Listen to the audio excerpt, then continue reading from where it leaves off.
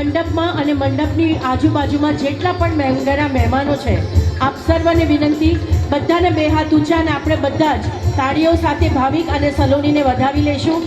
શિલ્પાબેન, પરેશભાઈ, તરુબેન અને બંને પરિવારના દરેકે દરેક મોંઘેરા મહેમાનોને વિનંતી. ઓ તરુબેન, સાંભળો છો કે નહીં? બધાના બે હાથ ઊંચા અને બધાની તાળીઓ સાથે આવો આપણે બધા સાથે મળીને અહીંયાથી સલોની અને ભાવિકને માંગલ્ય જીવન માટે મંગલ કામના સાથે મળીને કરીશું.